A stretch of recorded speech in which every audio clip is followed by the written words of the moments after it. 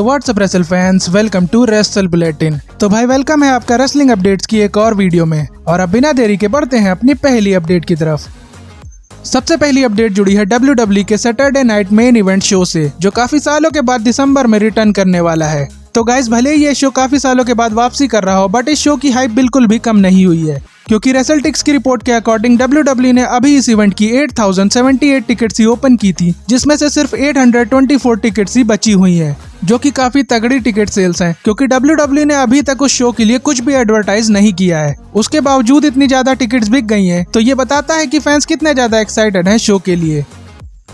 Next update related है WWE के king of the ring tournament से, जिसे विंस मैकमैन ने क्यों डिसकंटिन्यू कर दिया था। उसके पीछे का रीजन ब्रूस प्रिचर्ड ने एक इंटरव्यू में रिवील किया, जिसमें उन्होंने बताया कि विंस मैकमैन टूर्नामेंट वाले कॉन्सेप्ट से बोर हो गए थे और वो ऑडियंस को कुछ नया दिखाना चाहते थे, जिसकी वजह से उन्होंने king of the ring tournament को बंद करने का डिसीजन लिया था। बट वी नो कि विंस मैकमैन का ये डिसीजन कितना गलत था, क्योंकि fans king of the ring tournament को काफी ज्यादा पसंद करते थे। और अब अच्छी बात तो ये है कि ट्रिपल एच इसे वापस ला चुके हैं।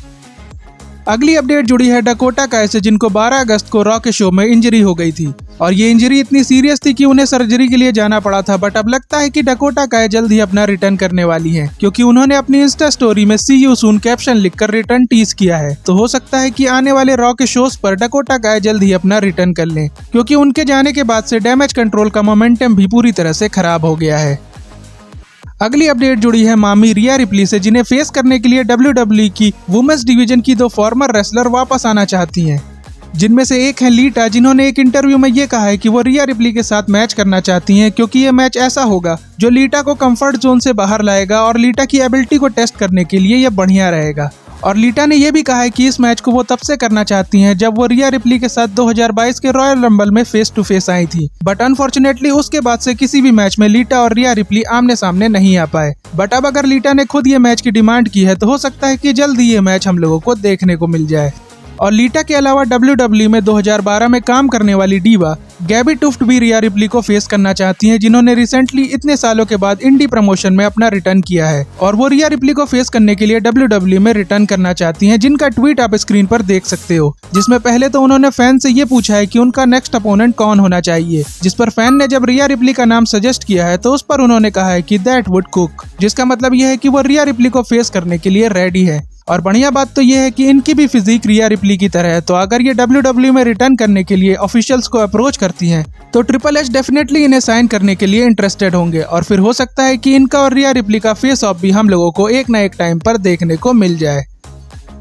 अगली अपडेट जुड़ी है बटिस्टा से, जिन्होंने क्रिस वॉन के इंटरव्यू शो में 2005 रॉयल रंबल में हुए WWE की हिस्ट्री के अब तक के सबसे बड़े बोझ के बारे में बात की है, जिसमें उन्होंने बताया है कि उस मैच की एंडिंग फिक्स थी, जिसमें बटिस्टा को जीतना था। बट पता नहीं कैसे जॉन सीना को एलिमिनेट करते करते बटिस्टा का पैर स्लिप हो गया। और अच्छी बात तो ये थी कि दोनों बंदे साथ में फ्लोर पर गिरे थे, नहीं तो बहुत ज्यादा गड़बड़ हो सकती थी। और जब ये बोझ हुआ था, उसके बाद जो केओस मचा था रिंग में, जिसे सॉल्व करने के लिए विंस मैकमैन भाग कर आए थे, तो उनका क्वाड मसल भी टीयर हो गया था। तो उसके बाद तो बटिस्टा की बुरी तरह फट गई थी, क्योंकि उन्हें लगा था कि अब WWE उन्हें फायर कर देगी। बट अच्छी बात तो यह है कि WWE ने ऐसा नहीं किया था, और बटिस्टा वो रॉयल रंबल जीतकर मेन इवेंट स्पॉट में बरकरार थे, जिसके लिए वो गॉड को अभी भी थैंक यू बोलते हैं।